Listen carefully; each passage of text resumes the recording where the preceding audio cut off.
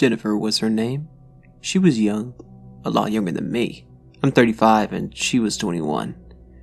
She was intelligent, small, and she honestly looked like a Greek goddess.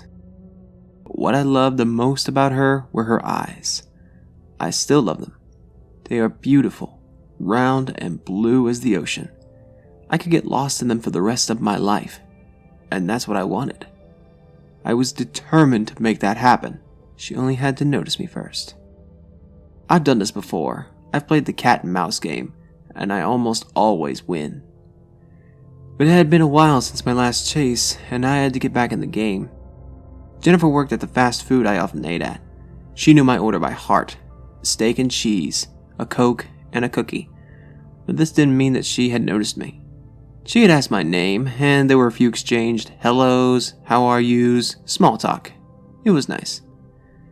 I somehow felt that she genuinely wanted to know how I was doing when she asked. I called in sick at work so I could plan how that day would go. The day I asked her out. I knew Jennifer would be working that day because she always is, but I'd arrive at a different hour, and hopefully a less busy hour in hopes of starting a conversation. Now, this does sound rather stalker-like, but it really isn't. I don't stalk. It's boring. Takes too long. It isn't interesting, and it definitely isn't as fun as what I do. So, to the day I called in sick, I woke up at around 8 a.m. and planned to be at her workplace at 11 a.m., which gave me time to spruce up and make myself look my best. I'm a decent-looking guy. The women I've been with always told me that I had a certain charm. It was always appreciated. They didn't really have time to tell me more than once. We always got busy. Back to the point. I spruced up, wore something that smelt good, I don't even know what it was, and wore nice clothes. Don't worry, I didn't show up wearing a tux. That was reserved for the date I was most definitely going to ask her on. I got to the fast food, and much to my satisfaction, it was practically empty. I scanned the place for her and managed to get a glimpse of her behind the counter. Even in her uniform, she was beautiful. And those eyes, I would do anything for. I took a deep breath and walked up to her. Hey, hi there. Hi there, you're here early. Steak and cheese, a Coke, and a cookie? She said as she started tapping on the screen. Nope, not today. I wanted to know what you would recommend, I said, giving her a half smile and keeping steady eye contact. Honestly, not much. Serving sandwiches all day makes me sick. Oh, well, what restaurants would you recommend then? I felt a tap on my shoulder. Excuse me, sir, are you gonna order something? Damn, I ran out of time. No, sorry, I'll be out of your way in just a few seconds. I turned back to face Jennifer. How about I take you to a restaurant of your choice, and you just have to tell me when you get off work? I beamed at her, giving my best smile and most charming look. She blushed. Perfect. I get off this evening at 7. We can meet here at 8? I smiled again. I'll see you at 8 then. Dress nice, I said to her with a wink and walked away.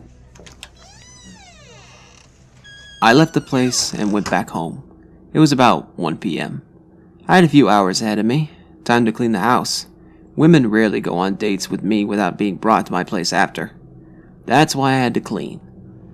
I started the spring cleaning, starting in the living room and making my way through the kitchen, the hallway, the stairs, the bathroom, and then the bedroom. I made everything look perfect. I had no need to clean the basement. She wasn't going to see anything down there. It was already 6 p.m. at this point. Time to get ready. After the shower and putting on my tux, I was ready, and it was time to leave. I got in the car and drove to where we were supposed to meet, and there she was. She was adorable. Wearing a blue knee-high dress, it made her eyes pop. I got out of the car and she saw me. We greeted each other. She told me I looked very handsome and I told her she was beautiful. And then we were on our way. She picked a rather expensive restaurant, but I didn't mind. I was seated opposite of her and I got to admire her. Her red cheeks, red lips, and blue eyes. Those fucking eyes. I couldn't get over them. We were there till 11 p.m. We spent our evening talking. She got to know me and I got to know her. I'd leave her occasionally to get drinks. She ordered red wine and I ordered the same, but a lot less. I was driving that evening. I couldn't risk anything. She was rather drunk at the end of the evening. She fell asleep in my car. She never got to telling me where she lived, so I had to take her back to my place. She awoke once we got there. I helped her in. I helped her get upstairs to my bedroom, and she sort of collapsed on my bed. It was kind of adorable. She then pulled me onto her, and then I got busy. I got very busy. At least I must have, because she wasn't there in the morning. I hardly remember what happened that night, but I knew I did well. I got out of bed and looked to the floor. I knew I had to clean up again. I looked to the other side of the bed. It was empty. I stood up and treaded myself carefully, trying not to slip and fall. That would have been very unfortunate. I made my way downstairs. The stairs were so messy. Next time, I wouldn't do it upstairs. It'll be easier to clean up that way. I got to the kitchen, and that's when I saw them. Her eyes. I was faced with Jennifer's beautiful eyes. They were so goddamn amazing. I walked closer so I could see them better. Perfect. Perfect round eyes. Blue like the ocean. I was smiling like a 5-year-old at Christmas. As I was admiring her eyes, I heard screams from the basement. That was fairly strange. Usually they die overnight.